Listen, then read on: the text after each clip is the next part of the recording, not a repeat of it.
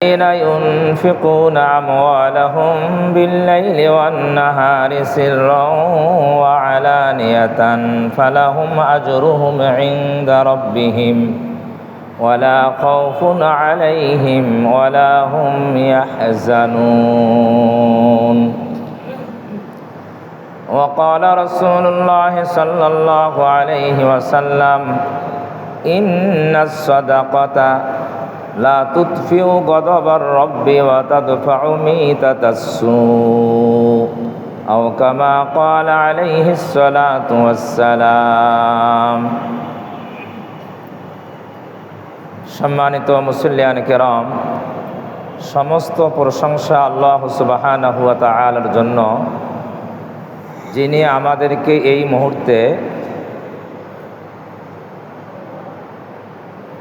বাংলাদেশের দক্ষিণ পূর্ব এলাকার কয়েকটি জেলার কয়েক কোটি মানুষ পানিবন্দী রয়েছে। আমাদেরকে সেই অবস্থা থেকে হেফাজত করে সুস্থ সবল অবস্থায় নিরাপদে তার ঘরে আসার এবং নামাজের উদ্দেশ্যে এই মসজিদে আসার বসার সুযোগ করে দিলেন। সেই মহান আল্লাহ তাআলার দরবারে কালিমাতুশ শুকুর আদায় করি, সকলেই পড়ি আলহামদুলিল্লাহ। অতঃপর অসংখ্য দরুদ ও সালাম অনন্তকাল পর্যন্ত বর্ষিত হোক সেই মহান রাসূলের উপর। বর্তমান পরিস্থিতিতে আমরা বাংলাদেশের মানুষ, কিছু মানুষ মহা বিপদে রয়েছে। প্রায় 2 সপ্তাহ হয়েই গেল পানিবন্দী রয়েছে। যারা ছিল সকালবেলা ধনী, সন্ধ্যাবেলায় কি হয়ে গিয়েছে? একেবারেই নিঃস্ব। পানিতে ডুবে বাড়ি ঘর সব কিছু নিশ্চিহ্ন হয়ে গিয়েছে। এই জন্য কথা আছে, প্রবাদ আছে, সকালবেলার ধনী রে তুই, ফকির সন্ধ্যাবেলা। এটা কে করে? আল্লাহ। এটা আমরা কেউ জানি না কে সকালবেলার ধনী আমি আছি, সন্ধ্যায় ফকির হব কিনা, নিঃস্ব হব কিনা, কারো জানা নাই। বাংলাদেশের কয়েকটি জেলার কয়েক কোটি মানুষ এই অবস্থার মধ্যে দিনাতিপাত করতেছে। এই অবস্থাটা অনেক বিপদ এবং মুসিবতের। এই অবস্থার মধ্যে যারা নিমজ্জিত হয়েছে তাদের করণীয় কি, আর আমরা যারা ওই অবস্থার থেকে আল্লাহ তাআলা আমাদেরকে হেফাজত করছেন আমাদের করণীয় কি? কথাটা বুঝাইতে পারছি? এই বিষয়ে আমাদের প্রিয় রাসূল সাল্লাল্লাহু আলাইহি ওয়াসাল্লাম আমাদেরকে দিক নির্দেশনা দিয়েছেন। মুসিবতে পড়ে গেলে তাদের করণীয় কি, আর যারা মুসিবত থেকে হেফাজতে আছে তাদের করণীয় কি, এই বিষয়ে রাসূলুল্লাহ সাল্লাল্লাহু আলাইহি ওয়াসাল্লাম আমাদেরকে দিক নির্দেশনা দিয়েছেন। বলবেন মুসিবতে পড়লে তাদের করণীয় কি? তাদের প্রথম করণীয় হলো যে কোনোভাবে যে কোনো সময় যদি মুসিবত তাকে গ্রেফতার করে ফেলে, মুসিবতে সে নিমজ্জিত হয়ে যায়, সর্বপ্রথম তার করণীয় হলো তাকে ধৈর্য ধারণ করা। কি করা? এবং মুসিবতে পড়ার সাথে সাথে এই দোয়া পড়া, ইন্না লিল্লাহি ওয়া ইন্না ইলাইহি রাজিউন। হাদিসে তো আছে মুসিবত যত ছোটই হোক, একেবারে ছোট্ট মুসিবত, যেমন উদাহরণ দিয়েছে হাদিসে, এটা হাদিসের উদাহরণ, কারো জুতার স্যান্ডেলের ফিতা যদি ছিঁড়ে যায়, রাস্তা দিয়ে হাঁটতেছেন, স্যান্ডেল পায়ে আছে, জুতার ফিতে কি হয়ে গেছে, এখন কি হাঁটা সহজ হবে না কষ্ট হবে? এটা মুসিবত না? এই মুসিবতটা ছোট না বড়? আল্লাহ রাসূল সাল্লাল্লাহু আলাইহি সাল্লাম বলেছেন এমন ছোট্ট মুসিবতেও কেউ যদি নিমজ্জিত হয় তখন সে যেন পড়ে ইন্না লিল্লাহি ওয়া ইন্না ইলাইহি রাজিউন। আমরা তো ইন্না লিল্লাহ দোয়া বানাইছি মানুষ মারা গেলে, ঠিক কি না? তে মারা যাওয়া এটা মুসিবত, এটাও মুসিবত, কিন্তু এটা শুধু মারা যাওয়ার সাথে নির্দিষ্ট নয়, যে কোনো ধরনের মুসিবতে নিমজ্জিত হলেই এই দোয়া পড়া সুন্নাহ। আজকে সকালবেলা একটা হাদিসে দেখলাম, মুসিবতের সময় এই দোয়া পড়লে আল্লাহ তাআলা তাকে অনেক সওয়াব দান করেন, অনেক সওয়াব দান করেন। কোনো আল্লাহর বান্দা যদি পুরাতন কোনো মুসিবতের কথা স্মরণ হয়, পুরাতন মুসিবতের কথা কি হয়, স্মরণ হয়, ওই সময় যদি এই দোয়াটা পড়ে তাহলেও তাকে ওই সমপরিমাণ সওয়াব দেওয়া হয়। বিশাল কথা নয়, পুরাতন মুসিবতের কথা স্মরণ হয়েছে। এই জন্য মুসিবতে পড়লে তাদের করণীয় হলো ধৈর্য ধারণ করা এবং দোয়া করা। কি করা? দোয়া করা, এই দোয়া পড়া। আর মুসিবতে পড়লে আরেকটি দোয়া করা, আল্লাহর কাছে বিপদে পড়লে আরেকটি দোয়া করা, যেই দোয়া আমাদেরকে কোরআন শরীফের মাধ্যমে আল্লাহ নিজেই শিক্ষা দিয়েছেন। দোয়াটা ছিল হযরত ইউনূস আলাইহিস সালাতু ওয়াস সালাম। ইউনূস আলাইহিস সালাতু ওয়াস সালাম বিপদে পড়েছিলেন, আমরা জানি। বিপদটা কি ছিল? ওনাকে নৌকা থেকে ফালায় দেওয়া হয়েছে পানিতে, এরপরে পানির নিচে মাছে ওনাকে গ্রাস করেছে, উনি মাছের পেটে এখন চলে গিয়েছে। তে মাছ, একে তো পানির অন্ধকার, দ্বিতীয়ত মাছের পেটের অন্ধকার। ওই জায়গায় কোনো লাইট টাইট ছিল তো? ছিল, একেবারেই কঠিন অন্ধকার। এই জন্য কোরআন শরীফে যে শব্দ চয়ন করা হয়েছে, আল্লাহ তাআলা বলেন ওয়ানাদা ফিজ জুলুমাত, অন্ধকারের মধ্যে নিমজ্জিত হয়ে ইউনূস আলাইহিস সালাতু ওয়াস সালাম আল্লাহকে ডাকলেন। কাকে ডাকলেন? তাহলে বিপদে পড়লে কাকে ডাকতে হবে? আল্লাহকে ডাকতে হবে। কিভাবে ডাকলেন? আল্লাহ বলেন আল্লাহ ইলাহা ইল্লা আনতা সুবহানাকা ইন্নী কুনতু মিনাজ জালিমিন। এটা ইউনূস নবীর ডাকের ভাষা। এই বাক্যটির অর্থ কি? উনি বিপদে পড়ে, অন্ধকারে পড়ে, পানির নিচে মাছের পেটে গিয়ে এই মহা বিপদে পড়ে আল্লাহকে ডাকতেছেন এইভাবে, আল্লাহ ইলাহা ইল্লা আনতা, তুমি ছাড়া আর কোনো ইলাহ নাই। কি বলতেছেন? তুমি ছাড়া, ইল্লা আনতা। আনতা মানে কি?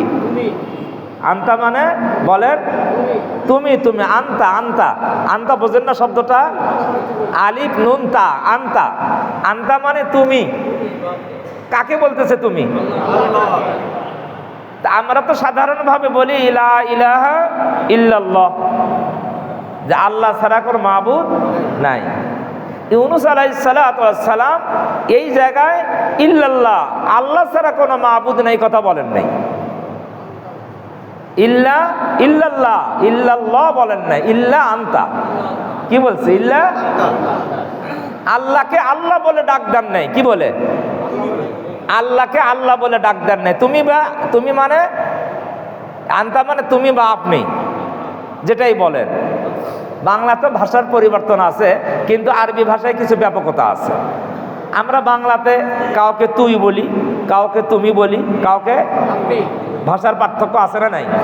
আরবিতে এইরকম ভাষার পার্থক্য নাই। আরবিতে সব জায়গায় কি? আনতা। আপনি বললেও আনতা, তুমি বললেও আনতা, তুই বললেও কি? আনতা, শব্দ একটাই। ইউ, ইংলিশে ইউ, তেমনি আরবিতে এই শব্দের পার্থক্য নাই। আর আমাদের বাংলা ভাষায় কি আছে? পার্থক্য আছে। ইউনূস আলাইহিস সালাতু ওয়াস সালাম এভাবে বলতে পারতেন লা ইলাহা ইল্লাল্লাহ, আল্লাহ ছাড়া কোনো মাবুদ নাই, কোনো ইলাহ নাই। উনি এটা বলেন নাই, না বলে বলছেন কি? তুমি ছাড়া। আচ্ছা, আল্লাহকে আল্লাহ বলা আর আল্লাহকে আপনি বলা বা তুমি বলা, এর মধ্যে পার্থক্য কি বলতে পারবেন? পার্থক্য আছে না নাই? আছে। পার্থক্য নাই মানে? পার্থক্য আছে। কাউকে যখন তুমি বলতেছেন তাহলে বোঝা যাচ্ছে আপনার ভাষার দ্বারায় সেই লোকটা তার সামনে, লোকটা তার কি নাকি? একটা লোক যদি অনেক দূরে থাকে তাকে আপনি তুমি বলবেন, আপনি বলবেন?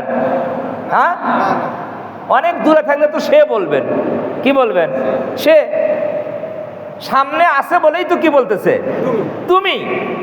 আল্লাহু আকবার কবীরা। ইউনূস আলাইহিস সালাম এমন তার ধারণা, এমন তার ইয়াকিন আর বিশ্বাস, আমি যে বিপদে অন্ধকারে মাছের পেটে আছি, আমার কাছে আমার আল্লাহ আছে। আমার কাছে কে আছে? এই জন্য আল্লাহকে আল্লাহ বলেন নাই, তুমি তুমি তুমি ছাড়া কোন ইলাহ নাই, তুমি ছাড়া কোন ইলাহ। আল্লাহু আকবার। আল্লাহকে কেমন আপন বানিয়ে নিয়েছে। এখানে আল্লাহ বললে অনেক দূরবর্তী বোঝা যায়। আল্লাহকে বলতেছেন তুমি ছাড়া কোনো ইলাহ নাই, আমি তো পানির নিচে মাছের পেটে, আমি তো বিপদে, তুমি ছাড়া কোনো ইলাহ। তার মানে কি বুঝাইতেছেন? আল্লাহ কি কোথায়? অনেক কাছে, ওনার সামনে। আল্লাহ এই অন্ধকারে, আল্লাহ তার সামনে, এই ইয়াকিন নিয়ে, এই বিশ্বাস নিয়ে আল্লাহকে ডাক দিয়ে বলে, আল্লাহ তুমি ছাড়া কোনো ইলাহ নাই। সুবহানাকা, তুমি কেমন? এখন তার বর্ণনা দিচ্ছে, তুমি কেমন, তুমি কে? ইউনূস আলাইহিস সালাম বলতেছেন, সুবহানাকা, তুমি সমস্ত অক্ষমতা থেকে পবিত্র। সমস্ত কি? অক্ষমতা বোঝেন তো? দুর্বলতা। এমন কোন বিষয় নাই যেই বিষয়ে তুমি অক্ষম। অর্থাৎ তুমি এমন সত্তা, তুমি যখন যা ইচ্ছা তাই করতে পারো। তুমি এমন সত্তা, যখন যা ইচ্ছা তাই করতে পারো। অক্ষমতা থেকে তুমি পূত পবিত্র। দেখছেন ভাষার চয়নটা কেমন? আল্লাহকে তুমি বলে এমন গুণ বর্ণনা করতেছে, আল্লাহ তুমি তো অক্ষমতা থেকে পবিত্র। এই কথা বলে কি বুঝাইতে চান? বোঝেন না? এই কথা বলে উনি কি বুঝাইতে চান? আমি যে এই বিপদে আছি, পানির নিচে মাটির পেটে, এই যে মুসিবতে আছি, এই জায়গা থেকে আমাকে হেফাজত করার জন্য তুমি সক্ষম। ঠিক কিনা? এটাই বুঝাইতেছে না? সুবহানাকা বলে এই কথা বুঝাইছেন উনি।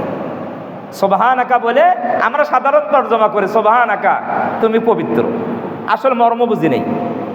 ভাষার চয়ন, ভাষার ব্যবহার, উনি এই কথা বলে, ওই সময় এই কথা বলে বুঝাইতে চান, আল্লাহ আমি যে এত বড় বিপদে আছি, এই বিপদ থেকে উদ্ধার করার ক্ষমতা তোমার আছে, তুমি এই উদ্ধার করতে তুমি সক্ষম। এই অক্ষমতা থেকেও তুমি পূত পবিত্র। তারপরে ওনার ভাষা কি? ইন্নী কুনতু মিনাজ জালিমিন। আল্লাহ আমার ভুল হয়েছে, আমি অপরাধ করেছি, আমি ভুল করেছি। আমি কি করেছি? ওনার এই বর্ণনার ভঙ্গি দেখে, ওনার বর্ণনার স্টাইল দেখে, এক নম্বরে নিজের ভুল স্বীকার করা। কি করা? আমরা পারি ভুল স্বীকার করতে? আমাদের দেশে একটা বিশাল পরিবর্তন হয়ে গেল। ইতিপূর্বে যারা বহুত অন্যায় করেছে, অন্যায় করে নাই, বহুত অন্যায় করেছে, মানুষের উপরে জুলুম করেছে, মানুষকে গুম করেছে, অন্যায়ভাবে খুন করেছে, দেশের কোটি কোটি হাজার হাজার কোটি টাকা আত্মসাৎ করে বিদেশে পাচার করেছে, ব্যাংক লুট করেছে। এত অন্যায় যারা করেছে তাদের কি অনুশোচনা আছে? হ্যাঁ, এই দোয়া শিক্ষা দেয়, তোমরা যখন ভুল হয়ে যাবে অনুশোচনা করো, অনুতপ্ত হও। ইউনূস আলাইহিস সালাম সে কথাই বলতেছেন, ইন্নী কুনতু মিনাজ জালিমিন। আল্লাহ আমার ভুল হয়ে গেছে। আমার কি হয়েছে? ভুল। আমাকে মাফ করে দেন আল্লাহ, আমার তো ভুল হয়ে গিয়েছে, আমাকে মাফ করে দেন। আর এই মাফ করার ক্ষমতা আপনার আছে, আছে না নাই? যে যত বড় অপরাধী হোক আল্লাহর মাফ করার ক্ষমতা আছে না নাই? আল্লাহর ক্ষমতা আছে। এইভাবেই আল্লাহকে দোয়া করতেছেন, চাইতেছেন আল্লাহর কাছে। আল্লাহ পাক দোয়ার স্টাইল, দোয়ার ভঙ্গিমা দেখে আল্লাহ খুশি হয়ে গেলেন। কি হলেন? খুশি হলেন। বিপদে পড়ে বান্দা যখন আত্মসমর্পণ করে, বিপদে পড়ে বান্দা যখন আল্লাহকে ডাকে, আত্মসমর্পণ এক নম্বরে হতে হবে। ভুল স্বীকার করতে হবে যে আল্লাহ আমার ভুলের কারণে বিপদ আসছে, যদি আমার ভুলের কারণে হয়ে থাকে আমি আত্মসমর্পণ করলাম, ভুল স্বীকার করলাম, আমি তওবা করলাম, আল্লাহ আপনি বিপদ থেকে উদ্ধার করেন। ইউনূস আলাইহিস সালাতু ওয়াস সালামের কথার মধ্যে তাই ছিল, সবগুলো ছিল না, সব ছিল। আল্লাহ পাক তার দোয়ার স্টাইলে খুশি হলেন, খুশি হয়ে আল্লাহ ওই জায়গায় ওই মুহূর্তে কি করলেন, তার জবাবে সাড়া দিলেন। আল্লাহু আকবার। কি দিলেন? সাড়া দিলেন, জবাব দিলেন। কি দিলেন? জবাব দিলেন। কি জবাব? ফাস্তাজাবনা লাহু ওয়া নাজ্জাইনাহু মিনাল গাম। আল্লাহ রাব্বুল আলামিন বলেন, ইউনূস যখন পানির নিচে মাছের পেটে বিপদে পড়ে অন্ধকারে পড়ে আমি আল্লাহকে আমার আল্লাহর কাছে আশ্রয় চাইল, আমি আল্লাহ তার ডাকে সাড়া দিলাম। ফাস্তাজাবনা লাহু, ফাস্তাজাবনা মানে আমি তার ডাকে সাড়া দিলাম, তার উত্তর দিলাম। এইভাবে উত্তর দিলাম, উত্তরটা কি? ওয়া নাজ্জাইনাহু মিনাল গাম। ও ইউনূস, তুমি যে বিপদে পড়েছো, মুসিবতে পড়েছো, আমি আল্লাহ এই মুসিবত থেকে তোমাকে মুক্তি দিয়ে দিলাম। আল্লাহ জবাব দিয়ে ইউনূসকে বললেন, ইউনূস আমি তোমাকে এই পানির নিচে মাছের পেটের মুসিবত থেকে তোমাকে মুক্তি দিয়ে দিলাম। কেমনে মুক্তি দিলেন? আল্লাহর ক্ষমতা আছে না নাই? কিভাবে দিলেন মুক্তি? আল্লাহ মাছকে বললেন, মাছ তাড়াতাড়ি কিনারায় চলে যা, পানির কিনারায় চলে যা, আমার ইউনূস তোর পেটে তাড়াতাড়ি কি তার মুখ দিয়ে বের করে দে। আল্লাহর হুকুম মাছ মানে না? মানে না। আচ্ছা, আল্লাহর হুকুম পানি মানে না? মানে না। না, পানি মানে না। মূসা আলাইহিস সালাতু ওয়াস সালাম পার হওয়ার সময় পানি রাস্তা করে দিছে, পানি হুকুম মানে নাই আল্লাহ? আল্লাহ বলছে পানি দাঁড় হয়ে যাও, তোমার নিচের অংশ বের করো, রাস্তা বানিয়ে দাও। আল্লাহর হুকুম পানি মানছে। মূসা আলাইহিস সালাম যখন পার হয়েছে তার উম্মত সহ, ফিরআউন যখন পানির মধ্যে ঢুকছে, আল্লাহ বলেন পানি আগে যেমন ছিল তেমন হয়ে যাও। হয়েছে না হয় নাই? যখন যেমন আদেশ তখন তেমন বাস্তবায়ন। সমস্ত মাখলুক আল্লাহর কথা এমনি ভাবেই শোনে। যেই কয়েকটি জেলায় পানি বেশি হয়েছে, পানির কষ্টে মানুষ রয়েছে, আল্লাহ যদি পানিকে এখন হুকুম করে, পানি এখন এই মুহূর্তে তুমি শুকিয়ে যাও, পানি মানবে কি মানবে না? আল্লাহর হুকুম মানবে না? সাথে সাথে পানি চলে যাবে। তাহলে যেই আল্লাহর হাতে এই ক্ষমতা, সেই আল্লাহর কাছেই ডাকতে হবে, সেই আল্লাহকেই বলতে হবে।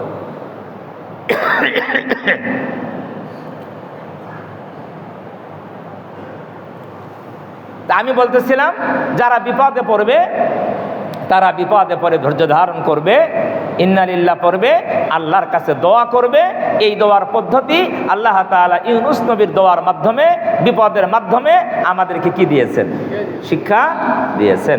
তাহলে পানিবন্দী যে কোনো বিপদ হোক, সেই বিপদে পড়লেই মানুষকে যেমনিভাবে ইউনূস আলাইহিস সালাতু ওয়াস সালাম তওবা করে আত্মসমর্পণ করে আল্লাহকে হাজির নাজির জেনে আল্লাহর কাছে দোয়া করেছেন, আমাদেরও বিপদে পড়লে এই রকম কি করতে হবে? দোয়া করতে হবে। এখন বলবেন, আমাদের দোয়া আর ইউনূস নবীর দোয়া কি এক হবে? আমরা বলি না অনেক সময়, কোথায় নবীর দোয়া আর কোথায় আমাদের গাঞ্জাখোরের দোয়া? বলি কি বলি না যে হুজুর আমাদের দোয়া কি কবুল হবে? আমাদের দোয়া কবুলের ব্যাপারে কিনে বিশ্বাস কম, কম না? নবীর দোয়া, নবী দোয়া করছে, কবুল হয়েছে, তাড়াতাড়ি মুক্তি পেয়ে গিয়েছে। আমরা বিপদে পড়লে দোয়া করলে মনে হয় আমাদেরটা কবুল হবে না। আমাদের এই কবুলের ব্যাপারে আমাদের বিশ্বাস কম। আল্লাহ আমাদেরকে এই বিষয়ে সাবধান করেছেন এই কথা বলে। আল্লাহ বলেন, ফাস্তাজাবনা লাহু ওয়া নাজ্জাইনাহু মিনাল গাম্মি ওয়া কাযালিকা নুনজিল মুমিনিন। ইউনূস আলাইহিস সালাতু ওয়াস সালাম বিপদ আর মুসিবতে পড়ে আমি আল্লাহর কাছে যেমনি ভাবে দোয়া করেছিলেন, কোন আল্লাহর বান্দা যদি ইউনুস নবীর অনুসরণ করে বিপদে পড়ে আমি আল্লাহর কাছে দোয়া করে, আমি আল্লাহ ইউনুস নবীকে যেমনিভাবে বিপদ থেকে মুক্তি দিয়েছিলাম, আমার কোন মুমিন বান্দা যদি বিপদে পড়ে ইউনুস নবীর মতো দোয়া করে, আমি আল্লাহ ওয়াদা করলাম ওই মুমিন বান্দাকেও মুক্তি দিয়ে দিব। আল্লাহ ওয়াদা করেছেন ওয়াকাযালিকা নুনজিল মুমিনিন। ওয়াকাযালিকা শব্দের অর্থ হলো এমনি ভাবে। কিভাবে? এভাবেই। এভাবে মানে ইউনুসকে যেভাবে মুক্তি দিয়েছি, নুনজিল মুমিনিন, মুমিনদেরকেও আমি এভাবেই মুক্তি দিব। শর্ত একটা। শর্ত কি? একটা শর্ত হলো ইউনুস নবী যেইভাবে দোয়া করেছে সেইভাবে কি করতে হবে। কথা বুঝছেন না বোঝেন নাই? এই শর্ত যদি মিলে যায় তাহলে আল্লাহর ওয়াদা, আল্লাহ মুমিনদেরকে বিপদ থেকে মুক্তি দিবেন। তাহলে আমাদের দেশে যেই সমস্ত ভাইরা বিপদে আছেন আমরা তাদের জন্য এই আহ্বান করব, তারা যেন এই সবক গ্রহণ করে, এই নীতি গ্রহণ করে, তওবা করে আল্লাহর কাছে দোয়া করতে থাকে। তাহলে আল্লাহ বিপদ থেকে তাদেরকে কি দিবেন? মুক্তি দিবেন। এটা গেল তাদের দিক। আর আমরা যারা ওই বিপদ থেকে মুক্ত আছি না, আমাদের করণীয় কি? আমাদের কোনো করণীয় আছে না নাই? যে কোনো মানুষ যদি বিপদে পড়ে আমরা বলবো মজা পা। কেমন মজা এটা বলবো? না কারো বিপদে দুঃখ প্রকাশ করব?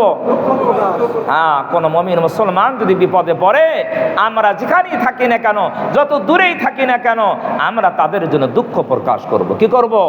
দুঃখ প্রকাশ করব। ইন্না লিল্লাহি ওয়া ইন্না ইলাইহি রাজিউন। দুঃখ প্রকাশ করব যে আল্লাহ, এবং তাদের জন্য দোয়া করব, হে আল্লাহ তাদেরকে বিপদ থেকে আপনি মুক্তি দিয়ে দেন। কি দেন? মুক্তি দিয়ে দেন। এবং শুকরিয়াও আদায় করব যে আল্লাহ আমাদেরকে বিপদ থেকে মুক্ত রেখেছেন। শুকরিয়া করব না? শুকরিয়া করব, আমাদেরকে আপনি ইচ্ছা করলে ওই রকম বিপদ দিতে পারতেন কিন্তু দেন নাই, এই জন্য আল্লাহ শুকরিয়া। আর তাদের জন্য দুঃখ প্রকাশ করছি, তাদেরকে বিপদ থেকে কি দেন? মুক্তি দিয়ে দেন। তাহলে আমাদের নিজেদের জন্য শুকরিয়া, তাদের জন্য আল্লাহর কাছে কি করা? দোয়া করা। 2 আর 3 নম্বরে যে কাজটা, আমাদের সামর্থ্য অনুযায়ী বিপদগ্রস্তদের সহযোগিতা করা। কি অনুযায়ী? সামর্থ্য অনুযায়ী বিপদগ্রস্ত যারা তাদের জন্য কি করা? সহযোগিতা করা। সহযোগিতা করা। এটা আমরা অনেক সময় বুঝি না। এখন একটা কথা উঠছে যে যেই সমস্ত জেলায় মানুষ বন্যা কবলিত বিপদগ্রস্ত হয়েছে, দেশের সরকার, বর্তমান সরকার, দেশের বিত্তবান এবং ছাত্র সমাজ, বিভিন্ন সংগঠন বিভিন্নভাবে ত্রাণ কালেকশন করে সেই জায়গায় পৌঁছায় দিয়েছে। অতএব আমাদের আর যাওয়ার কোনো দরকার নাই। কথা বোঝেন নাই? অনেক হয়ে গেছে, সেখানে অনেক ত্রাণ চলে গিয়েছে। অতএব আমাদের আর কোনো কিছু দেওয়া সহযোগিতার দরকার নাই। এইটা বলা ঠিক না। এইটা বলা ঠিক না। বলতে হবে কি যে আমার সামর্থ্য অনুযায়ী বিপদগ্রস্তদেরকে আমিও সহযোগিতা করব আমার সামর্থ্য অনুযায়ী। কথা বুঝছেন? যে সহযোগিতা করবে সে সওয়াব পাবে কি পাবে না? না পাবে না? পাবে। কি সওয়াব পাবে? আমি কোরআন শরীফে তো বহু আয়াত আছে, বহু হাদিস আছে, একটা মাত্র আয়াত পড়ছি, একটা হাদিস পড়ছি। যদি অনেকগুলো কথা বলতে যাই তাহলে তো আর কথা শেষ করা যায় না। আপনারা অনেক সময় বিরক্ত হয়ে যান, হুজুর টাইম পার করে বয়ান করে। বিরক্ত হবেন না, আমি আপনাদের কাছে ক্ষমা চেয়ে নিচ্ছি। কি চেয়ে নিচ্ছি? ক্ষমা চেয়ে নিচ্ছি। যদি কোনো সময় টাইম পার হয়ে যায় বিরক্ত হবেন না। আমি আমার ব্যক্তি স্বার্থে টাইম পার করি না। আমি কোরআন হাদিসের কিছু কথা বলতে গিয়ে হয়তো টাইম কি হয়ে যায়? পার হয়ে যায়। এটা আমার স্বার্থে নয়, দ্বীনের স্বার্থে। কিসের স্বার্থে? কিসের স্বার্থে? দ্বীনের স্বার্থে। আল্লাহ তাআলা আমাদের বোঝার তৌফিক দান করেন। কোরআন শরীফের আয়াত আমি পড়ছি। আল্লাহ বলেন, আল্লাযীনা ইউনফিকুনা আমওয়ালাহুম বিল-লাইলি ওয়ান-নাহার সিররান ওয়া আলানিয়াতান ফালাহুম আজরুহুম ইনদা রাব্বিহিম। যারা আল্লাহর পথে তাদের নিজের সম্পদ ব্যয় করবে, নিজের অর্থ ব্যয় করবে, বিল-লাইলি ওয়ান-নাহার, রাতে এবং দিনে। রাতে এবং দিনে। প্রয়োজন হলে রাতেও দান করে, প্রয়োজন হলে দিনেও দান করে। সিররান ওয়া আলানিয়াতান, প্রয়োজন হলে তারা গোপনেও দান করে, প্রয়োজন হলে তারা প্রকাশ্যেও দান করে। কয় প্রকারের দান হলো? দিনে রাতে, গোপনে প্রকাশ্যে। এটা কোরআনের আয়াত, সূরা বাকারা 3 নম্বর পারার 5 নম্বর পৃষ্ঠার শেষ আয়াত। এইভাবে যারা দিনে রাতে গোপনে প্রকাশ্যে যারা আল্লাহর পথে ব্যয় করবে, মানব কল্যাণে যারা খরচ করবে, এই খরচ করলে তাদের লাভ কি, তাদের উপকার কি? আল্লাহ বলেন ফালাহুম আজরুহুম ইনদা রাব্বিহিম, তাদের লাভ হলো তাদের প্রভুর কাছে তাদের জন্য এর বিনিময় রয়েছে। তারা যে খরচ করবে এর বিনিময়, এর প্রতিদান তাদের রবের কাছে তারা পাবে। কার কাছে পাবে? রবের কাছে পাবে। একটা লাভ। 2 নম্বর লাভ বলতে গিয়ে আল্লাহ বলেন ওয়ালা খাউফুন আলাইহিম ওয়ালা হুম ইয়াহজানুন, এই দানকারী যারা, তাদের কোনো ভয় থাকবে না, তাদের কোনো চিন্তাও থাকবে না। যারা আল্লাহর পথে যারা ব্যয় করে তাদের কোনো ভয়ও নাই, কোনো চিন্তাও নাই।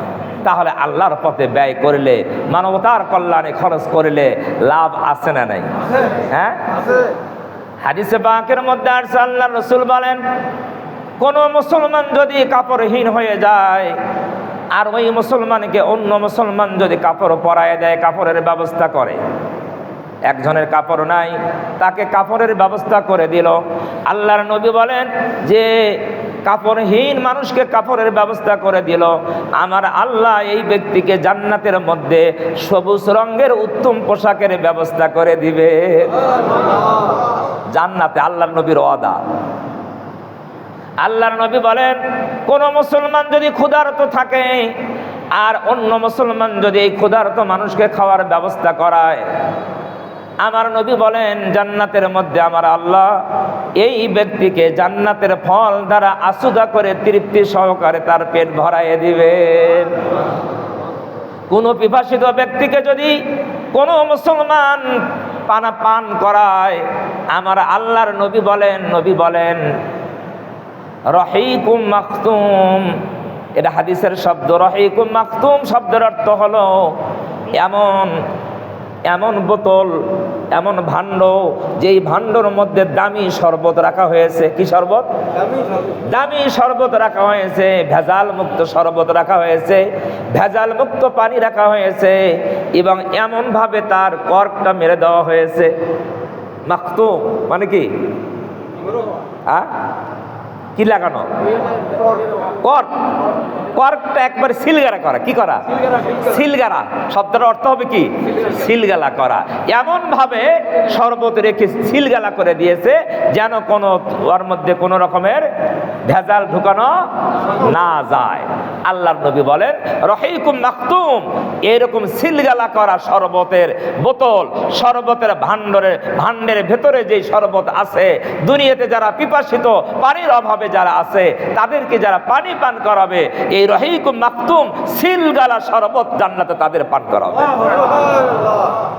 কত বড় ফজিলতের কথা, ঠিক না ভাই? ঠিক।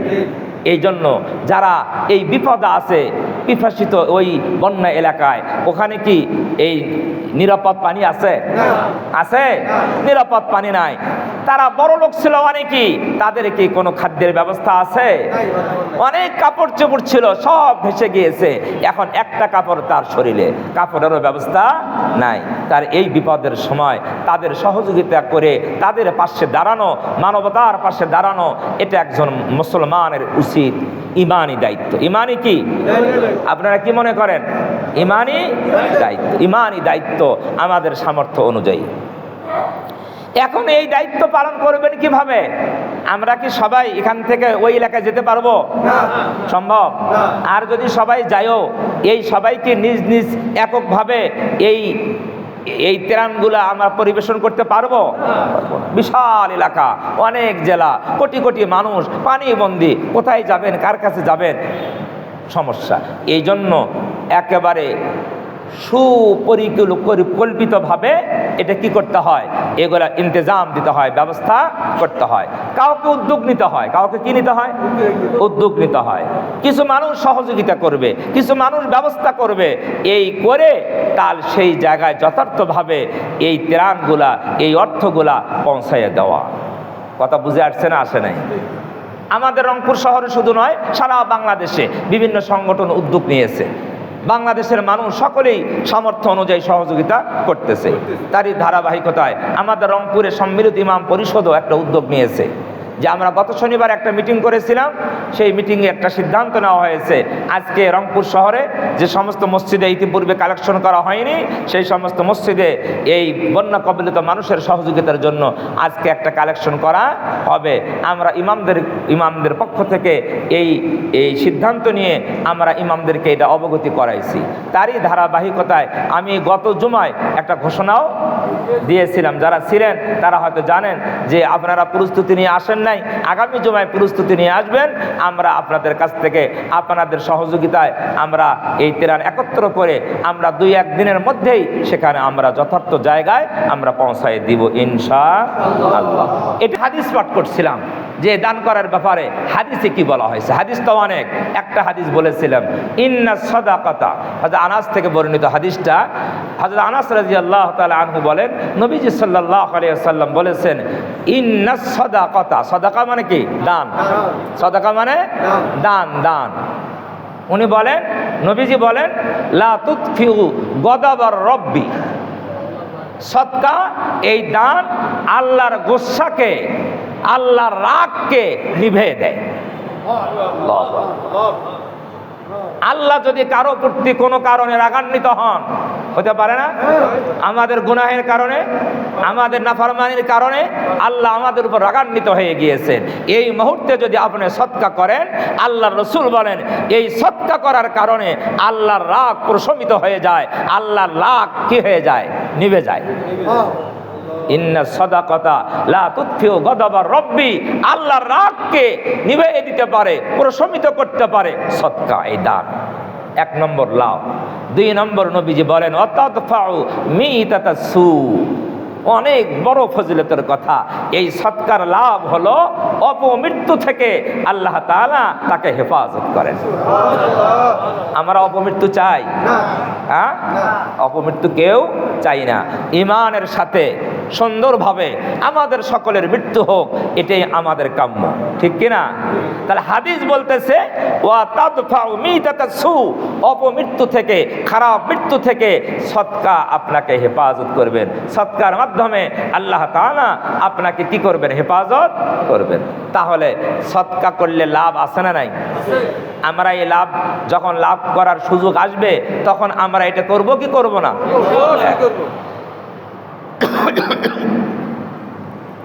কোরআন শরীফে অন্য জায়গায় একটা আয়াত আছে, আল্লাহ সুবহানাহু ওয়া তাআলা বলেন, ওয়াফি আমওয়ালিহিম হাক্কুল লিসাইলি ওয়াল মাহরুম,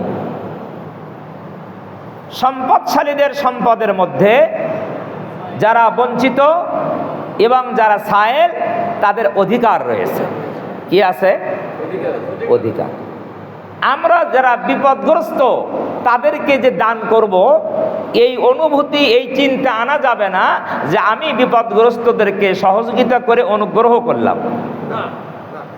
এই কথাটা আল্লাহ নিষেধ করে দিয়েছেন এই আয়াতে।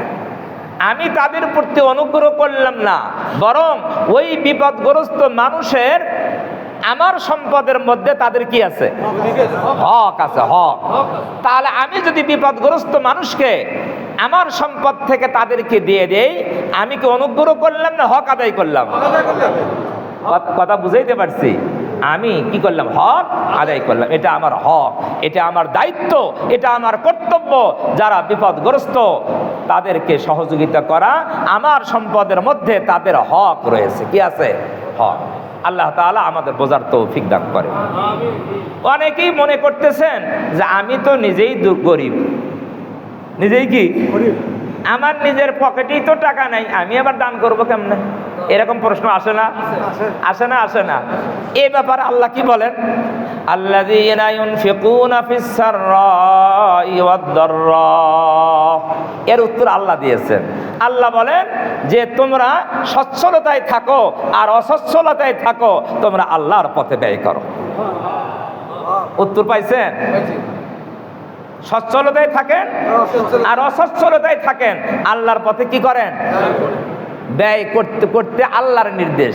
আল্লাহ বলেন যারা সচ্ছলতায় অসচ্ছলতায় আল্লাহর পথে ব্যয় করে তারা হলো মুহসিন। তারা কি? আর আল্লাহু ইউহিব্বুল মুহসিনিন, আল্লাহ তাআলা এই মুহসিনদেরকে মহব্বত করেন আর ভালোবাসেন। এখন বলবেন হুজুর অসচ্ছলতা দান কিভাবে হবে? প্রশ্ন আসে না?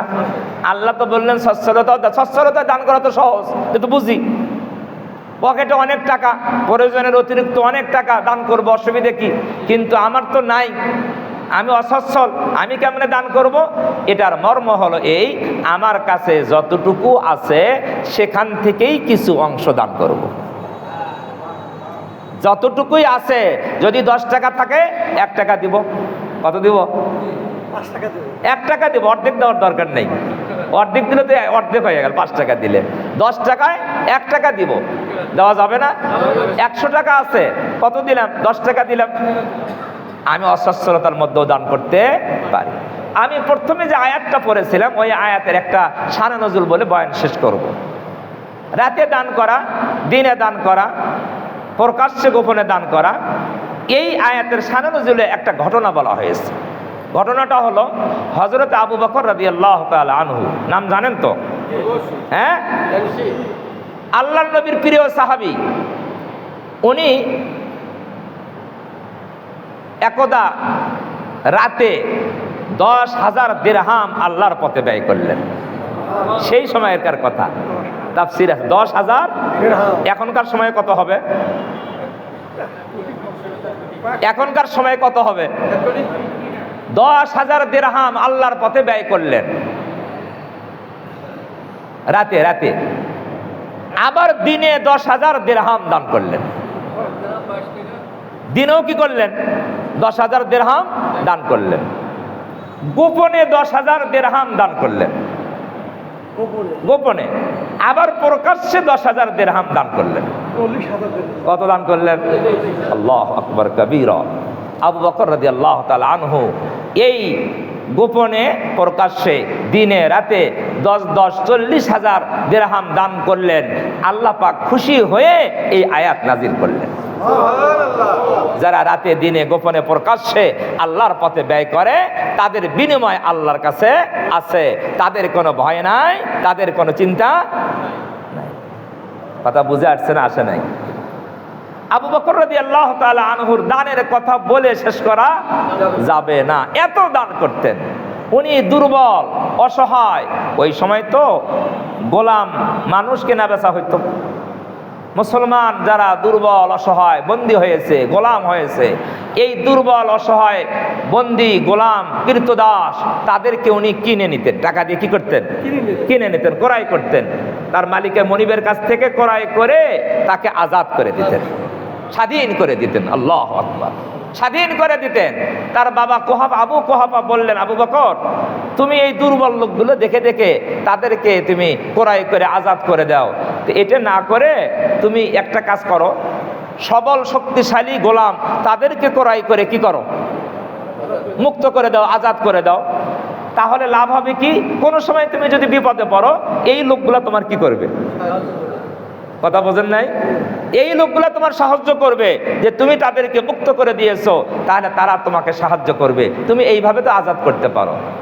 তখন হযরত আবু বকর বাবাকে উত্তর দিলেন যে দেখেন, আমি এই যে গোলাম আজাদ করি তাদের কাছ থেকে কোনো আমি অনুগ্রহের জন্য করি না, আমি তো কেবলমাত্র আল্লাহর সন্তুষ্টির জন্যই কি করি।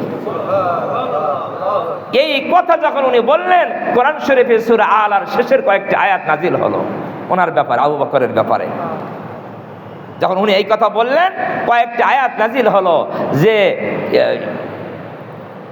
আমি আয়াতটা ভুলে গেলাম যে সেখানে বলা হয়েছে যে এই ব্যক্তি এই তাজকিয়ার জন্য, আত্মশুদ্ধির জন্য কি করে? দান করে।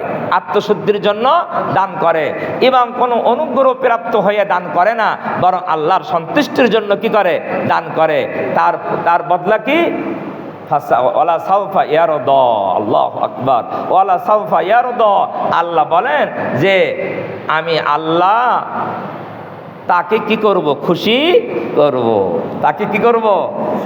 ইয়ারদা। আল্লাহ, আল্লাহ এখানে কর্তা। ওয়ালা সাউফা ইয়ারদা, অতি সত্বর আল্লাহ তাকে কি করবেন? খুশি করবেন। কাকে? আবু বকরকে। এখানে আয়াত তো আবু বকরের শানে, আবু বকরের শানে আয়াত। অতি সত্বর আল্লাহ আবু বকরকে কি করবেন? খুশি করবেন। কোরআন শরীফে অধ্যহার মধ্যে আছে ওয়ালা সাউফা ইউতিকা রাব্বুকা ফাতারদা। হে মুহাম্মদ সাল্লাল্লাহু আলাইহি সাল্লাম, আল্লাহ আপনাকে এই পরিমাণ দিবেন যে আপনি কি হয়ে যাবেন? এই পরিমাণ আল্লাহ আপনাকে দিবেন, আপনি খুশি হয়ে যাবেন। নবীকে বলতেছেন। আর ওই আয়াতে আল্লাহ বলতেছেন আবু বকর এই পরিমাণ দান করেছেন, আল্লাহ আবু বকরকে কি করবেন? দেখছেন আয়াতটা একই রকমের আয়াত। তাহলে আল্লাহ পথে যারা দান করে আল্লাহ তাকে কি করবেন? খুশি করবেন। কোথায়? আখিরাতে। কি দিয়ে খুশি? জান্নাত দিয়ে খুশি।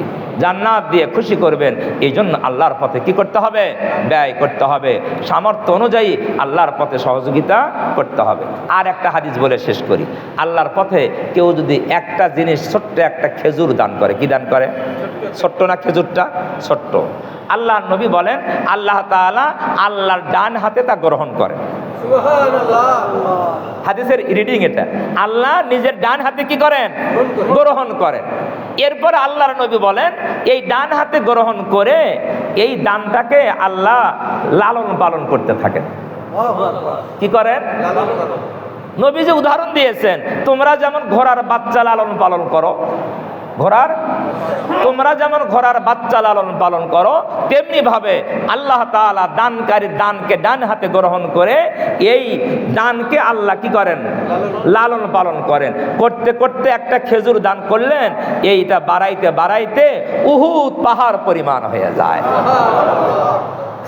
হাদিসের ব্যাখ্যায় বলা হয়েছে এতটুকু শুধু পাহাড়ের সমতুল্যই নয়, বরং আল্লাহ আরো অনেক বাড়াইয়া দেন। তাহলে আল্লাহর পথে আমরা ব্যয় করব। আল্লাহ তাআলা আমাদের সকলকে তৌফিক দান করেন। কিন্তু নিয়ত থাকতে হবে কাউকে দেখানোর জন্য নয়, কারো সন্তুষ্টির জন্য নয়, একমাত্র আল্লাহর রাজি এবং খুশির জন্য। আল্লাহ তাআলা আমাদের সকলকে তৌফিক দান করেন। সবাই বলে আমিন। কাবাল আল জুমা 4 রাকাত সুন্নাত পড়ে নিই।